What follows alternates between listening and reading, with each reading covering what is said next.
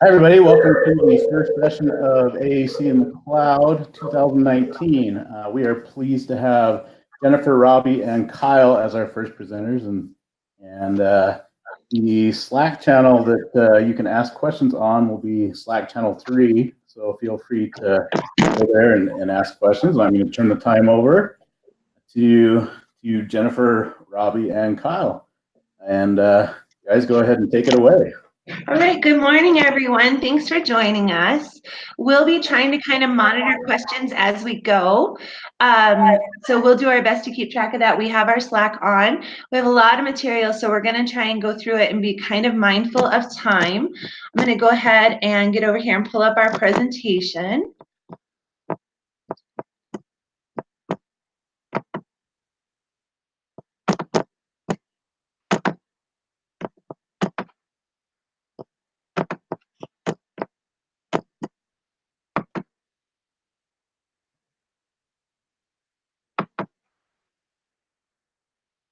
Okay, can everyone see that okay?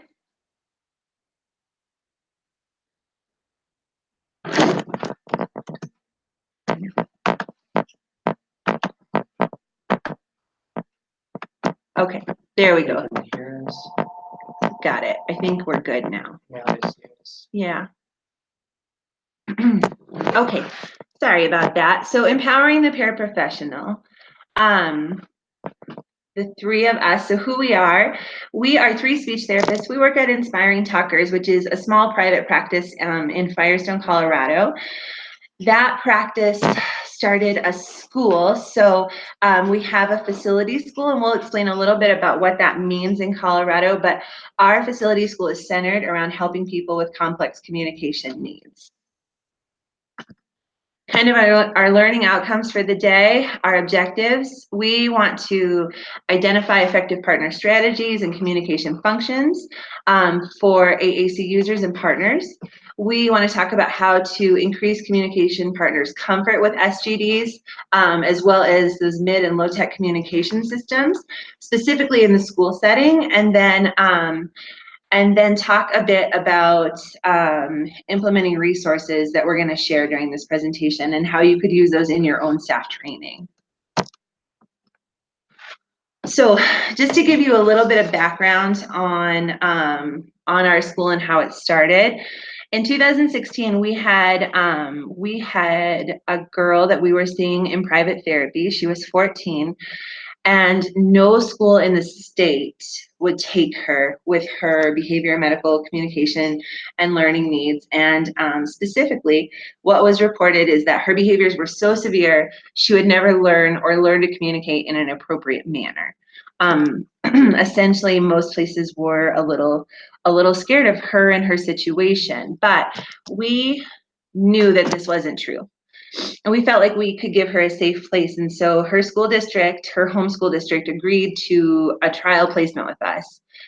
After a short time, that district decided to give us a second student with complex communication needs and some intense behaviors too. And so we had two students, two paraprofessionals, and one special education teacher / SLP. And that was me, the SLP / special ed teacher. So just that's kind of the background on that, having such a small group of people and one person who was kind of doing a little bit of two jobs.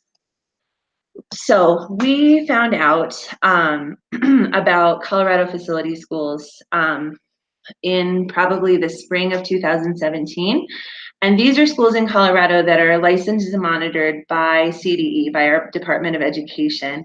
But they're specifically for students with sometimes a specific need, students whose needs can't be met in their home school district. And that if we could become a facility school, it would allow us to take more students from a variety of districts. We would also be accredited, and it would just be a little bit more clout when people are looking for placements for kids with those complex communication needs. So the application was completed, and we were approved in the fall of 2017. So a year after we had started our program with two students, we were approved for up to 10 students at a time.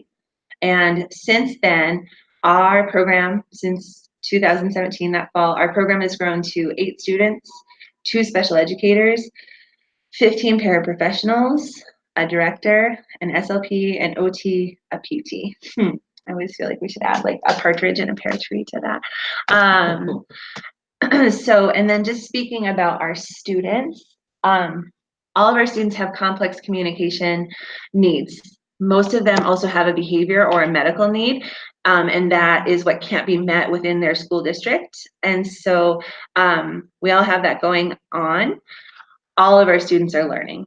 And we wanted to share a video with you here. One of our friends, he is a young man who has been in our school. One of his favorite things to do is to share his communication bill of rights. And so we just have a little snippet of that. And you know, I might just turn it up a skosh here.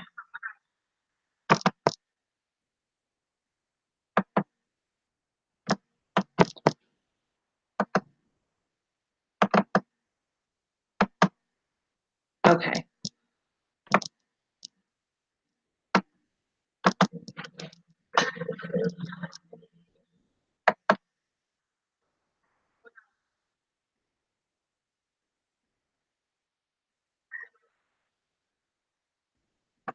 So those three were, I have a right to a challenging education, I have a right to ask for what I need, and I have a right to access my community. Just a few demographics to kind of round out this background. So currently we have 8 students. Their ages range from 7 to 18. They all have complex communication needs and have a speech generating device. The students we serve have medical diagnoses including CDKL5, cerebral palsy, autism, other low incidence diagnoses, and every student has a 1-on-1 or 2-to-1 paraprofessional ratio. And that is truly because we do take on some kids who are really working on some behavioral things, working on using communication instead of their behavior. So there are a few kids who that 2-to-1 is a definite need, and why they're not getting their instruction within their public school, local school setting. So our setting is 10 classrooms. Each student has their own personal room, and we'll show you some pictures here in just a minute. There's a large conference room that we use for group activities, lunches, art, social studies, and science. And then there's a large milieu area in the middle with a sensory gym, with sensory and gym equipment that can be put up or removed, where we have groups and we interact together. Our school shares a building with a small independent study school. So our students get to interact regularly with same age peers, which is one of those things that I think is always a concern when you're looking at a placement that is as restrictive as a facility school, is taking away that peer interaction. So that is something we're able to provide. Okay, I'm going to turn it over to Kyle. Yes, Kyle, as you can see in these pictures, we have a variety of visual supports and reminders for our students and paraprofessionals when learning and teaching the use of speech generating devices. We strive to keep the visual input at a minimum to reduce the intensity of that input that each student receives, while maximizing their access to things like core vocabulary, pre-literacy and literacy concepts, phonological awareness, as well as reminders to communication partners to model, provide wait time, and expand on phrases or sentences the students create. You can also see the use of vision modification materials and techniques like these black poster boards and construction paper to help materials and devices stand out from the background and to support the learning of students with visual deficits such as cortical visual impairment. Just quick disclaimer is we realize that we're working with a unique setting, and we're not dealing with some of the constraints that those of you are working with in a typical public school. We hope to share with you what we've learned on this journey and inspire you to truly empower your paraprofessionals working with students who are using speech generating devices. We have trialed many things and have been both successful and unsuccessful as we adapt to the needs and abilities of our students and the paraprofessionals alike. Okay. Jen, again, I'm going to come back and give a little bit more of a history lesson. So in the beginning, It was, I can tell you from personal experience, it was a lot easier to keep 2 paraprofessionals trained than it is to keep 15 trained. Both of our original paraprofessionals, our OG professionals, if you will, had a strong background working with children who use AAC. One had been a behavior therapist, an RBT, a registered behavior technician, for a number of years, and the other was a parent of one of our clients who used an AAC system. Our paras were just trained while they were working with the students and the teacher, and we were able to keep that up just in a day-to-day, and they were able to keep up with 2 systems and just help each other out. As we grew and added more students, and then often paraprofessionals who had no background in augmentative communication or with working with children with complex communication needs, this model, it just wasn't sustainable. I started implementing whole day trainings during teacher work days that were built into our calendar. One of the issues with this is that those work days are typically built in right before breaks. And so the paras were getting a ton of interesting information that they would learn and then immediately go on a 4-day, a 5-day, a 2-week break before they were able to come back and really start implementing what they wanted to learn.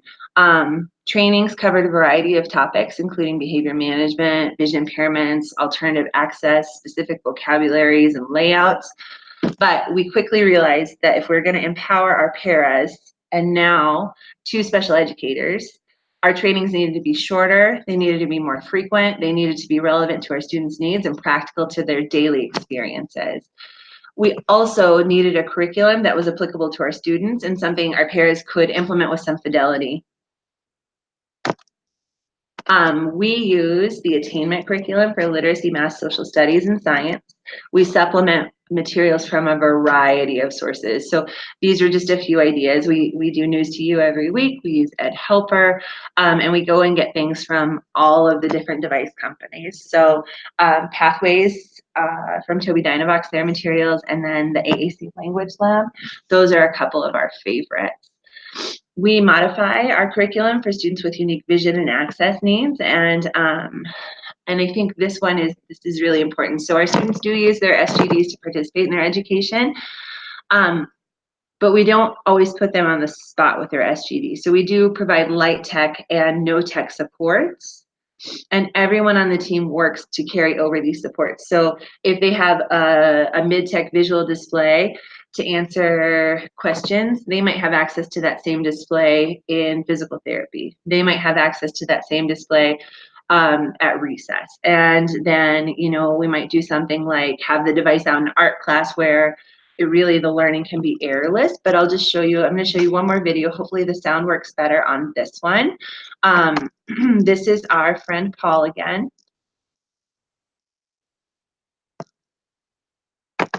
Hold on. Oh my gosh. Something always goes wrong, right? And we're just thankful when it happens. So this is our friend Paul again, and he is answering questions. Let me see if I can do it here. And if I can't, we'll come back to it in just a second.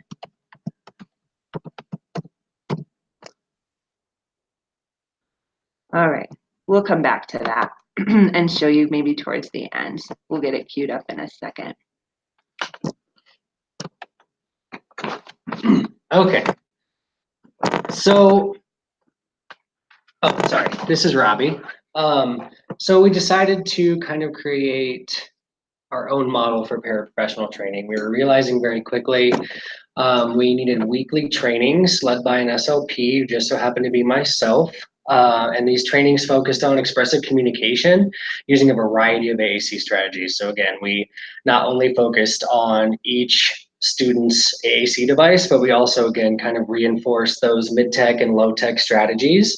And as you can see, a modified head pointing system that hopefully we'll be able to pull up that we used with our friend Paul to help him answer questions. These trainings were anywhere between 30 to 60 minutes each week, and initially started off as one, but as we grew, we were unable to do one full training for an hour because we weren't able to have all of the kids planned therapies and enrichment at that time. So we split everybody up into 2 groups of paraprofessionals. This also became difficult as the 2 groups would often go in different directions based on the different experiences and needs of that group.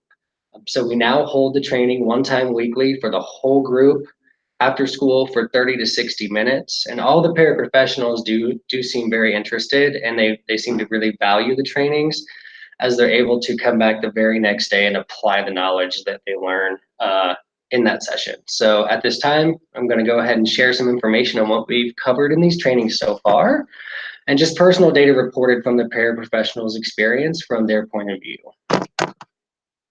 So in these trainings, we really break it down into 5 steps. We want to presume the potential of everybody, and we understand our own. So that's not only the AAC users, but also the paraprofessionals, and we really want to try to build them up. Step 2 is understanding basic concepts. Step 3, we get a lot of hands-on, whether it be using devices or there's low-tech materials. Step 4 is vocabulary selection, and then step 5, you really have to understand what to do when it all goes wrong, whether it be devices or behaviors, or even communicating with each other. So step 1, presuming potential and understanding our own.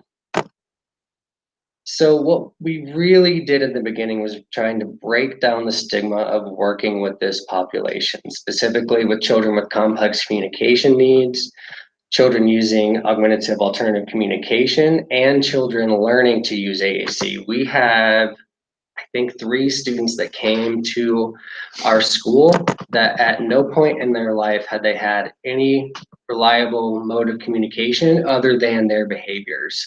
I think those kids ranged from 13 all the way up to 18 years old. So something we also did right from the beginning was really kind of debunk some of the AAC myths and realities. Thank you, Asha, for providing us with some of these key issues for AAC. And from the beginning, we really overemphasized that children with complex communication needs can learn language, literacy, and phonological awareness, even if they are never able to produce intelligible speech. AAC will not prevent these kids from talking, and it will facilitate functional communication and language growth. Again, just a really big emphasis on children learning to use AAC are often aware of what they are trying to communicate, even if their communication partners are not. One of the things I also like to do is just to try to really change the perspective of our paras and get them to understand how hard it would be to learn how to use an AAC system. So recently, a longtime AAC user, client, and friend of all of ours used his accent and 2-step switch scanning to say the following to new therapists and educators, and I've shared this with them many times. His mother inserted the punctuation as needed here to help everyone else understand, because he believes that punctuation can be too time consuming when he's trying to communicate. So he wanted to say, I able to do, it has been hard and important to a lot. Very important thing for me to say, that long time to do it. It seemed like a long time, and they have to be patient and better fun your friends with the kid. Thank you. Max Watson.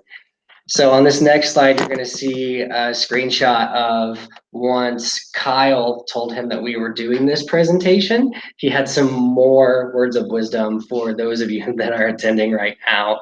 And I want to emphasize that the period that you see in that first line is him making a point, and it's very, very important to him. He said, have to take the time to learn, period. Mind, voice, hard, understand. Only few people know what I said. It is not easy first to do with their own people. Just because you don't know what is said does not mean I don't know what I said. He also said, please tell them what I said. He really wanted everybody that's listening and watching right now to know that these things are very, very important for every user. Just understand that it takes time. He is learning, and he also perceives it as taking, it took a while for him to learn his system. So in the appendix at the end of the presentation, you will see the materials that I used for the first day or two. And to be honest, I revisit these materials as often as needed, whether there be staff turnover or we get a new client or a new student in with a new system. We will always revisit these things. We hang them on walls. Yeah, as you saw in some of the pictures earlier, we hang these things on walls just to be reminders. Again, we're speech therapists. We love the handouts. They often joke with me that I give them almost a tree sometimes.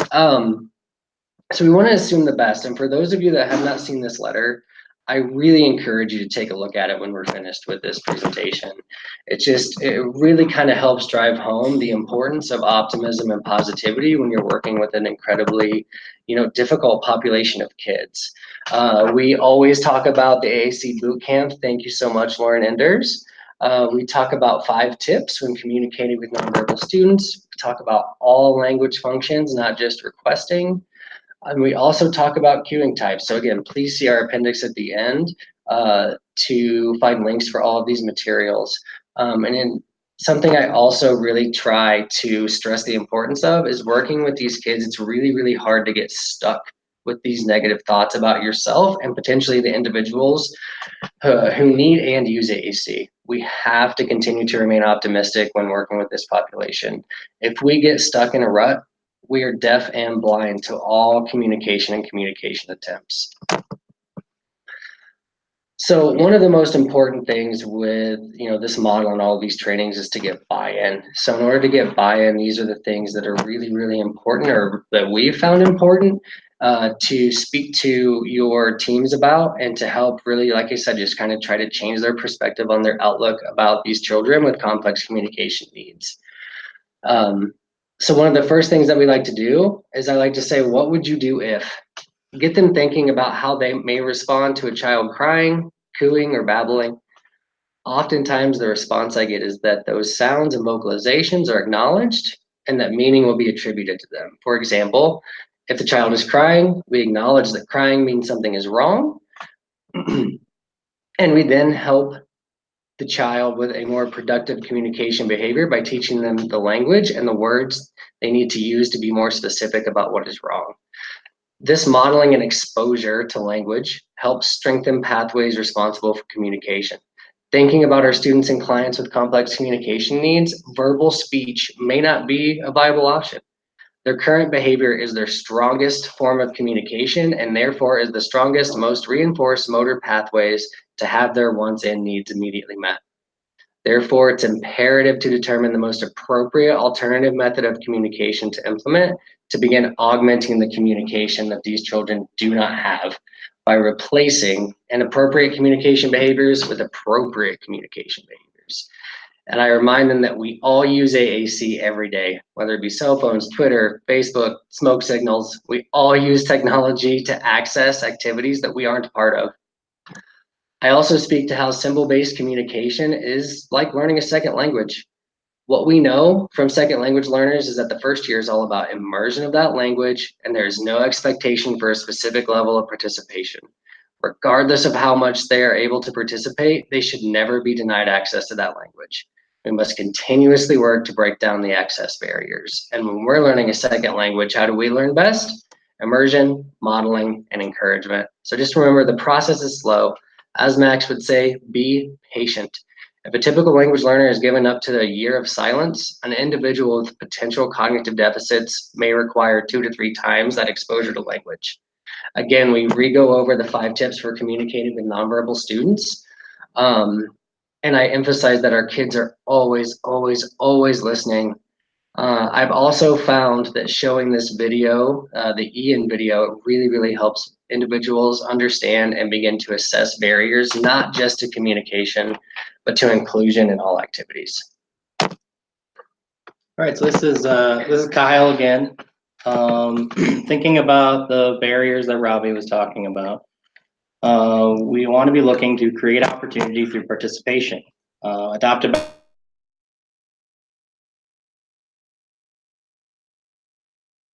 AAC through assessment and intervention.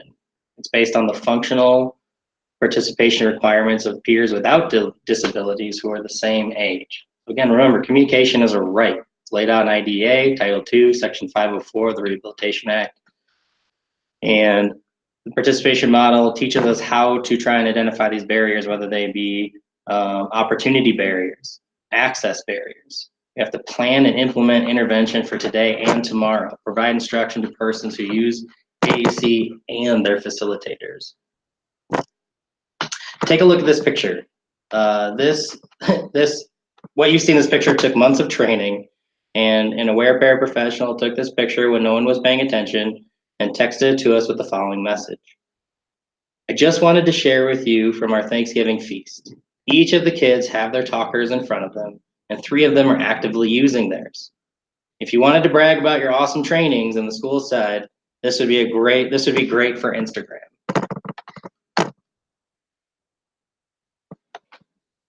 So this quote here from Jane Corsten, it's critical for an individual to not only have symbols, but also have experience with those symbols.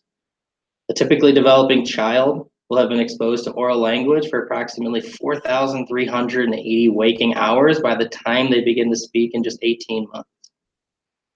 If someone who's using a different symbol set only has exposure 2 times a week for 20 to 30 minutes each session, it will take the alternate symbol user 84 years to have the same experience with his or her symbols that the typically developing child has had with the spoken word in 18 months. Bearing that in mind, we have to remember to give grace and be patient. As cliche as it is to say, the pyramids weren't built overnight. Start small. We all know that learning how to use an AAC device is and can seem like an incredibly daunting task. Now, let's think about changing our perspective. Imagine being this student and not having a reliable way to expressly communicate in a manner that is age appropriate. What are they doing to get their wants and needs met? They are communicating, and it takes time to both understand what they are trying to say and give meaning to what they have said. As we all know, teamwork makes the dream work. A child should never hear an adult make a negative statement about them or their communication system, ever, period, end discussion. Share the difficult experience with the child. Make it fun. Demonstrate failure with repair strategies. Do this often. Say, oops, or see, even I'm learning where words are on your device. Let's find it together. We never give up. Express issues and difficulties with teachers, SLPs, and other staff privately or in your staff meetings to acknowledge these difficulties and problem solve difficult situations together. In difficult moments with behaviors or communication barriers, begin interactions with what you have tried already. What has worked? What hasn't? What haven't we tried?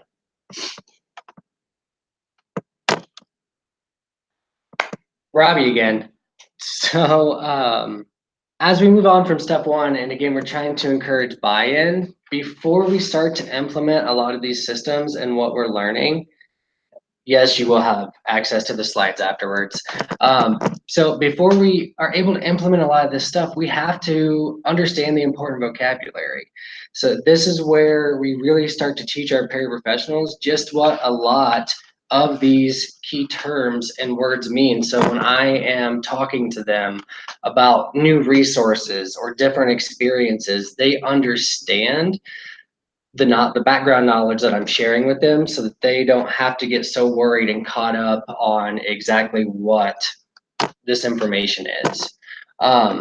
So I think we, as professionals are all too familiar with these language functions, but it's really, really important to discuss how we use each of them in our daily lives. I like to ask the team to provide a lot of their own examples. Again, we're getting buy-in, we're getting them to understand that these are all concepts and terms that they understand. And we discuss, I really, really discuss the importance of self-advocacy, which includes that protesting piece. At a very early training, we begin to teach how to compromise with protesting students. Maybe telling them, thanks that you told me that they needed a break. Let's do one more and then take that break. If the student's at that level, if not, we obviously immediately honor the ability to take a break, and then we re-engage them in the task for that set amount of trials so that they start to learn that the behavior does not get me out of my work. It is obviously very, very important to teach core versus fringe vocabulary and why each of those are important. I think as professionals, we probably know and understand these already. So I'll just go ahead and skip on to the next slide that shows us a really great example. This was an example I took from the AAC Language Lab, again referencing one of the websites that we really like to use. In this 22-word conversation, 21 of those words are core, and only one of those words is a fringe word or one of those highly specific words. Something else that we discuss very, very early on is aided language input. And as we can see has been defined by Project Core. This is a communication strategy that requires a communication partner to teach symbol meaning and model symbolic communication by pairing speech with graphic symbols or other forms of aided, augmentative, and alternative communication. Simply put, we speak AAC to the AAC user. And again, with an emphasis very early on that if we've never shown that client how to express themselves in a certain way, how to say a certain thing, we should not expect them to demonstrate their knowledge of that just because maybe Kyle was able to get them to say a certain phrase the day before. We should always show them what and how to use their systems. So right after aided language input, we just kind of goes right into modeling. And I emphasize that all children are born with an inherent capacity for language and that all language is learned through modeling, reinforcement, attributing that meaning, recasting, expansion, descriptive feedback, and fun. We explain each and how that we already naturally do it with a lot of typically developing children. I explain that descriptive feedback helps with three things. It immediately acknowledges that you heard the student's communication attempt. It confirms the message sent by the student is understood by us, and we can use it to model an expanded version of the message. Remember, provide context, give meaning to what is said, model new and familiar language, expand on what the client says, and repair those communication breakdowns. Context, meaning, model, expand, repair, and repeat. So here's a cueing hierarchy. This is a very watered down version of introducing the stimulus. Wait.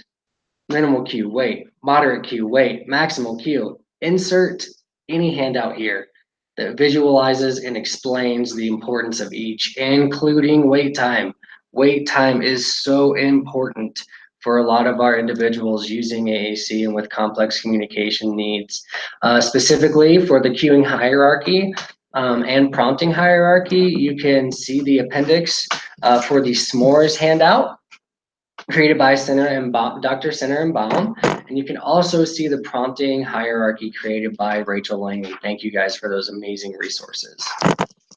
I think too, Robby, just to speak a little bit, I think wait time is one of the hardest things to learn as communication partners because, you know, especially for some of our users who have complex access needs, you could be waiting 2 minutes, and 2 minutes of silence, if you've never endured that, is an incredibly long time. So we do spend a lot of time on this and how to cue appropriately. We spend a lot of time with our parents just modeling this as well. You'll see in a video on the next slide, but we also teach that importance of patience and wait time and how, you know, if we prompt too quickly, we could restart the processing time for each of our kiddos. Like Jen said, we have students and have had students with wait times of up to 2 or 3 minutes. And again, on the next slide, you will see an example of one of our paraprofessionals, Cassie, working with a student of ours using an eye gaze system and providing ample wait time.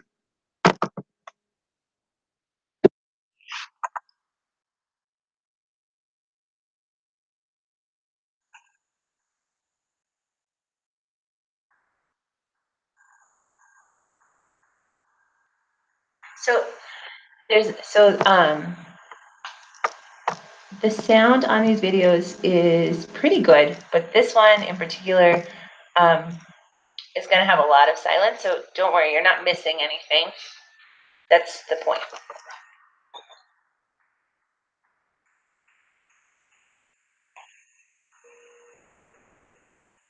Look at our paraprofessionals expectant gaze, waiting and not over prompting.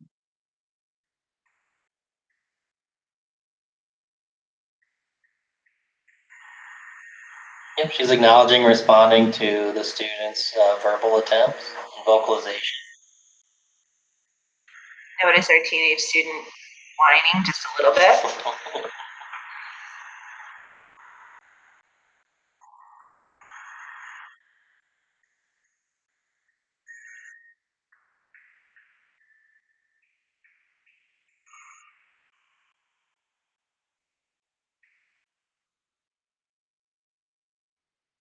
She's restating the prompt now after a full minute of silence.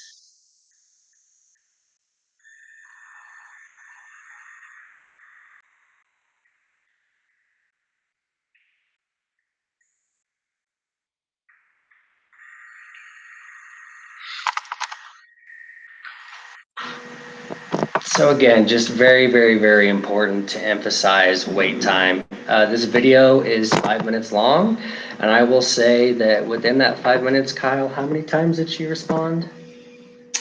She navigated to one of her page sets, but she didn't actually select any specific words. And so Cassie provided the paraprofessional. She provided the modeling at that time. But again, after giving the student significant wait time and opportunity, and continuing to provide the initial cues and communicating those expectations to the student and encouragement. So in this next video, you're going to see another example of some modeling. This is one of our paraprofessionals, Steph, working with the student on his math that they've been working on for quite some time. You will probably notice that this client has an old Vantage light in the photo or in the video. He is currently awaiting his accent system, as he was one of the individuals that came to us without any kind of expressive communication, other than his other.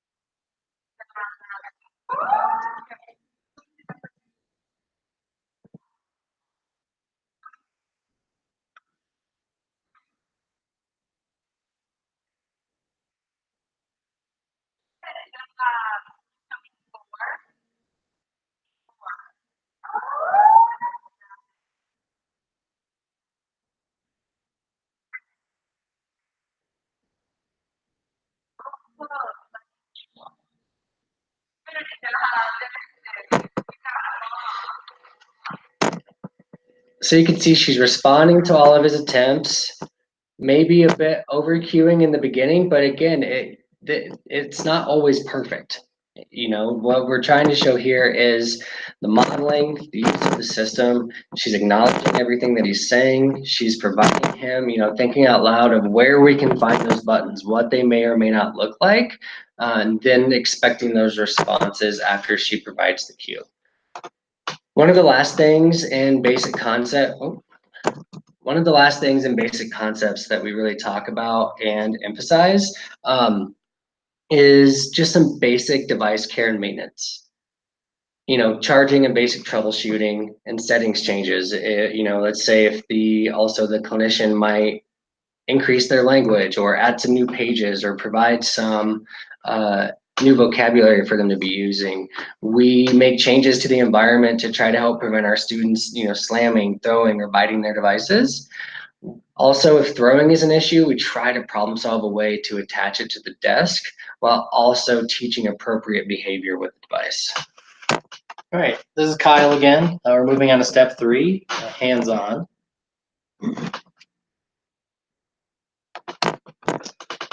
So when thinking about introducing each device, we want to try and make sure that we're getting our hands on as many devices as possible, especially since we're probably working with students all who have unique and different devices or forms of alternative communication. Ways to do that are to contact your local representatives from PRC Saltillo, Toby Dynavox, Orbs AAC, and ask them to come out, do a training with various devices. Be descriptive in which systems you require. If this is not an option, print manual boards or flip books for each of your clients' vocabularies. Teach each paraprofessional how to find a word on every system, and practice, practice, practice.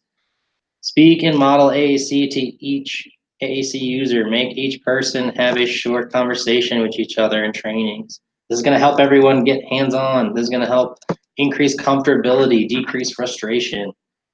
These manual boards should always be available. This continues to help introduce and demonstrate the importance of letters and text. Finding words also helps reduce the stress of use by paraprofessionals, and it's a great way to model repair strategies for communication when that communication breaks down. Follow the kid's lead. Students are more communicative if adults do not introduce a new topic but continue with the one that was introduced by the student. Teach children when it is appropriate and inappropriate to use their SGG. Only take it away if there is an immediate safety risk and return it to them when the situation is calm. Expect each child to be able to learn this skill like any of their peers. Give them that opportunity. What does each student need? Create a living document. We have handed out the language functions found in the appendix and fill in what each kid needs. What level of prompting do they need? What language are they regularly using? What phrase length are they at for each function? Remember, always recast and model 1 to 2 additional words provided by the student. What cues do they respond best to? Do they need a viewfinder to help gain attention? Do they need navigational support? How long of the wait time do they need? This information may seem overwhelming the first time you discuss it with paraprofessionals, and we often revisit it and revise it as needed. Training days. Start each training with a positive, productive sharing about what the kids did with their devices, with their AAC, communication. Focus on positivity. Acknowledge the difficulties. Work the problem solve as a team. Discuss weekly topics, a year of core words so you never run out of vocabulary. Set goals for the week. Make sure students have access to their device as much as possible. Say hi and teach greetings to each student using their device. Make a comment on each student's system this week. That was great. That's awesome. You look great today. Model AAC use for a variety of communicative functions with every student. All right, we'll pass it back over to Jennifer. So vocabulary selection. I think it's important to talk about, we don't have a one-size-fits-all communication app that we give our students. Some of our students come to us with all different systems. So we'll often have paraprofessionals participate in an activity where they create their own 15 to 20 word manual board. Put any words they want on it, whatever they feel like is important without any direction. We give them a topic like going to the library or get ready for art class. And when you do that, do your best to ask them questions they can't answer after they've made this manual board. It kind of gives them a hands-on, this is an exercise a lot of us have gotten to do in trainings where we learn the importance and the difference between core and fringe vocabulary. But paras don't always get access to those trainings and that information, so we bring it to them. Discuss the importance of having more words on a system to help with modeling and learning all of the words. And then introduce vocabulary selection sheets, and there's some really good ones out there, so you're not reinventing the wheel that have been created by Saltillo and Toby Dynavox, and the core words of the week that are on Practical AAC are just beautiful. So just a couple quick videos, and I'll kind of narrate these as we go. This is our group time, and unedited, uncut.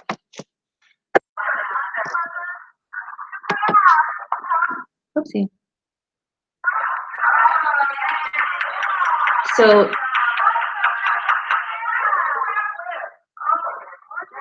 this gives you a little bit better idea of our space. We have our eye gaze users back here so that they're not getting the glare and reflection. This young man here is under a skylight. He's with his paraprofessional and one of our art teachers. You can see some students are one-on-one during this time and some students are two-on-one. Let's see. Did that ever just let me advance? I did. Sweet. One more view.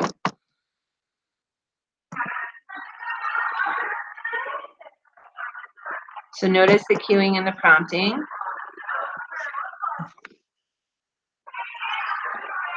How they celebrate together. And notice that it's chaos. But Managed chaos. it is. But you know what? Like, everybody is there, everybody is participating, and everybody's getting something out of group and using their system. All right. Back over to Kyle. So step 5, what to do when it all goes wrong. Essentially just acknowledging that there are going to be challenges and barriers, as we've been saying all along, to kids using their device, including the device not working or breaking down, or some setting that you had changed back. Just remember to stay calm and breathe. In your best IT voice, think to yourself, did I turn it off and back on again? You know, have I tried restarting it? Did the voice get turned off somehow? Do I need to think about positioning if it's one of our AAC device users?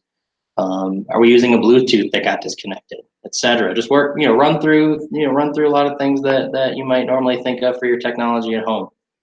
Again, this is why it's important to introduce manual boards, e-trans boards, head pointing, and sign language, hex and symbols from their devices. Contact the client's SLP and ask about getting a loaner device if their device breaks down. Communicate with other team members. What have you tried? How can I help? Work on making choices from a field of 2 options, choices of hands, pictures, objects, etc. Empower the student to de-escalate and self-advocate in difficult situations, and always develop a yes/no response where possible and appropriate. Here we have another video example. We have our art teacher and a paraprofessional working with a student who's exhibiting some difficult behaviors. And even during those behaviors, they're continuing to support and make communication available by verbal models throughout the activity.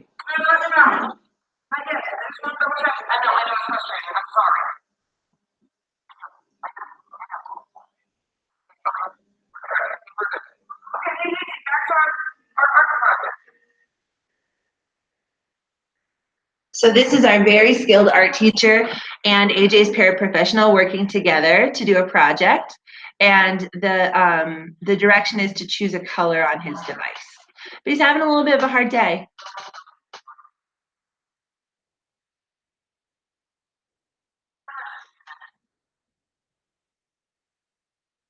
Everyone stays pretty calm.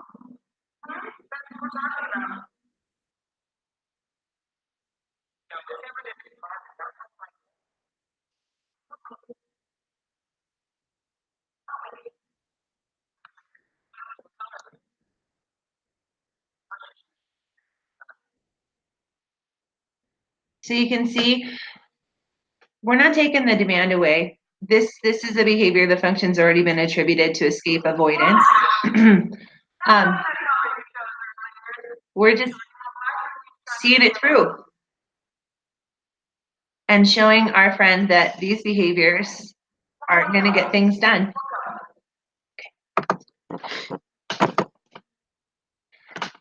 Okay, so as we're gonna wrap up, we thought that we would, I provided a survey, we provided a survey to our paraprofessionals, and we allowed them to really kind of say if they strongly disagreed, agreed, neutral, strongly agreed. I mean, I think we all know it's a pretty basic survey response, but they each answered the survey, and a few of them provided some testimonials of their points of view from all of these trainings that we've been doing now for a whole year.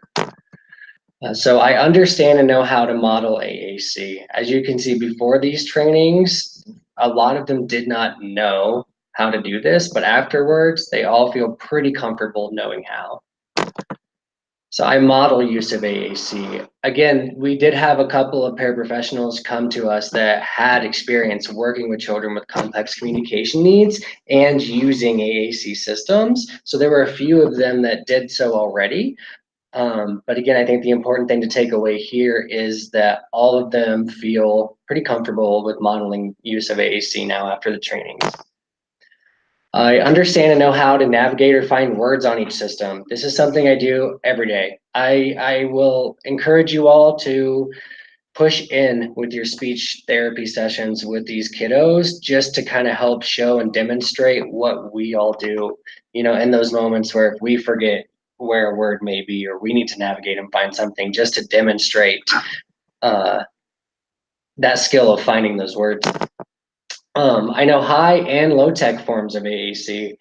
So again, a lot of them didn't. Most of them do now. I will say I have not had a chance to revisit low tech and mid tech forms of AAC since a few of our newer paraprofessionals have been hired. So that might be where we see some of them not knowing those forms of AAC. Do you want to let them go through the last few graphs kind of on their own, and we'll just look at the last section? Yep. So we have time for questions, everyone. Yep. So to leave time for questions, we'll just kind of scoot through these. You can kind of see that each of them, really gain comfortability with each of the systems, and that their students have devices at all times. They're using their device to ask for a break, to gain attention. And you guys, I'll tell you, I thought that was the hill we were going to die on. Like, I'm not going to, having devices with the kids all the time was something when I was in public schools, I struggled with mightily, and it's not any different going to a facility school. But once we got over that hill, the difference was amazing. It really was. All the kids had their devices all the time. There were so many visual aids put up all around their classrooms and their areas to help them remember. So just a few testimonials, and again, to save time for some questions, if there are any, this is something that you can go ahead and read and access later when you get the slides that were shared. A couple of references, a lot of Buchelman and Miranda that you can see as we really believe in that participation model. We also get a lot of information from Project Core. As we spoke before, we've got the AAC Language Lab and things like that, which you will also find in the appendix. We've given all of our credit where credit is due to these amazing individuals. We hope. Right. We hope that we've given all of the credit where credit is due to the amazing individuals that create these handouts. We're not trying to really reinvent the wheel with a lot of this information. We're just trying to present it in a way that we empower our paras and allow them to be really, really comfortable with these devices, these systems, and the students that they're helping. So you'll see a couple of different slides, and when you download these are all accessible. When you click on them, it will take you immediately to where you can find these different resources. If there are questions that we maybe don't get to right here at the end, here are our emails. You can feel free to shoot an email to any one of us. It is a pretty great place to work. It really is. It really is. And it's amazing to see the growth that these kids make. Yeah. I think that we were kind of all nervous about giving this presentation because we didn't do anything magic. We just invested a whole lot of time and found a way to do that. And it wasn't easy, but these are the things that worked for us. These are our favorite handouts. This is, what happened. Taking 15 people off the street who don't have a history of working in special education, who may or may not have a degree, all of that is really can be tricky. Hi, Joni. We'll say hi to Brandy Lynn.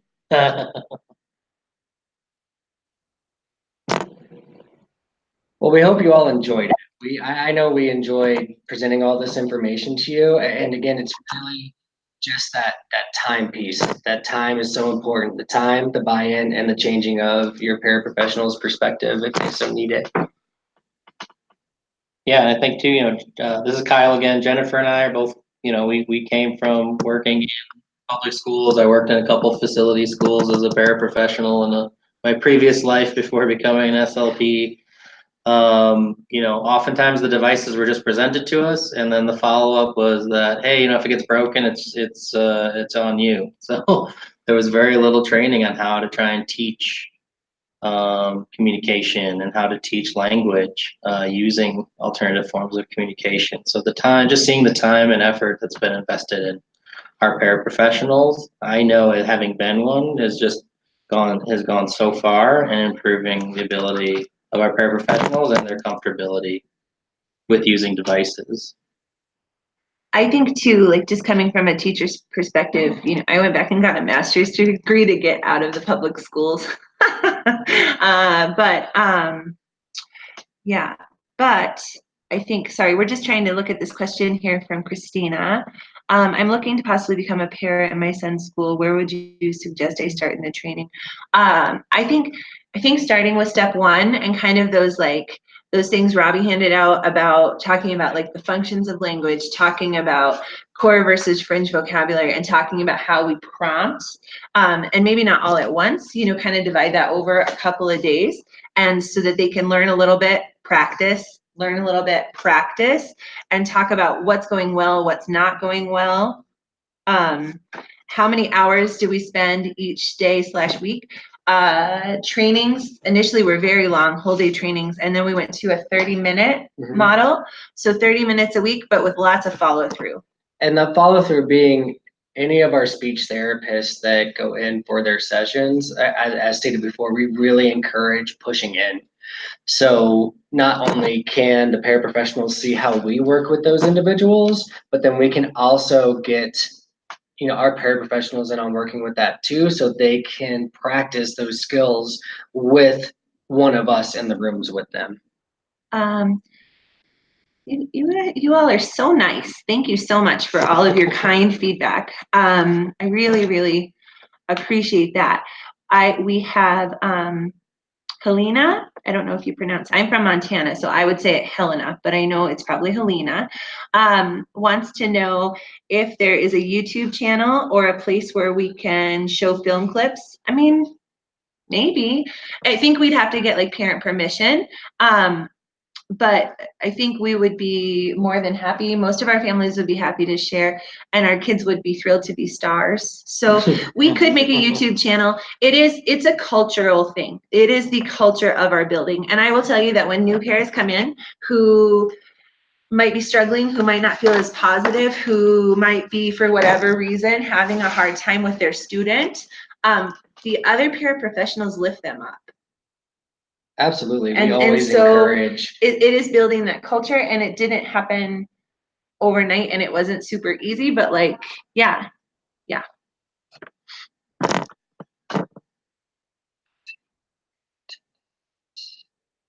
I apologize, Aaron. When I'm not 100% sure about the attendance certificates. I think that you go on after you end this session, it'll pop up. Like there'll be a little thing that pops up. In a public school, where to start building that culture? Andrea is in a public school. She's an SLP. How do you build that culture, and where do you start? I think in a public school, I think finding one paraprofessional who will drink your Kool-Aid. I mean, truly, or one special education teacher, and just starting, again, giving yourself some grace and starting really small. But it will have a butterfly effect, which sounds probably kind of silly, but that's where I would start, is just a ton of education and a ton of positive feedback. And, you know, just like I said, just find one para, find one special educator, get your administration involved if you can. I know that in buildings I've been in, when we have great administration, things are so much easier. Yeah, and Andrea, this is Kyle. Just an anecdote from a personal experience where I see a student in her classroom. It took months and months and months and months of me just being very diligent and very positive and trying to develop a good working relationship with the SLP that was in that classroom, and that also saw the same client, and also the teacher in that classroom, but also really encouraging the paraprofessionals just to sit down with me during my sessions with my client. Also encouraging the other students in the classroom when they came over to say hi or to ask what we were doing, you know, to encourage that interaction with my student. And, you know, a really big, you know, celebration takeaway I had was when a paraprofessional got up after an hour with me and said to her teacher, "He just wants us to use it more." And I was, yes, that's the first thing. That's what I want. Let's start there. So again, just, you know, figuring out where they're at and what they're comfortable with. And really quickly, Lee, pushing in would be having your speech sessions in the classroom so everybody can see what you're doing. Thank you guys so much for listening and your questions and all of your great feedback. We really, really appreciate it. Hey, I appreciate you guys being part of this. If you guys want to stay on the Slack channel, I think they'll have some more questions, and so you can continue to answer them there. Sure. You had a lot of great ideas for people to not only start up their own practices, but also to take into their schools as well. So we appreciate your time, and everyone run and get a drink, go to the bathroom, and get on to the next session. Thank you so much, Scott. Yes, thank you. So nice to meet you.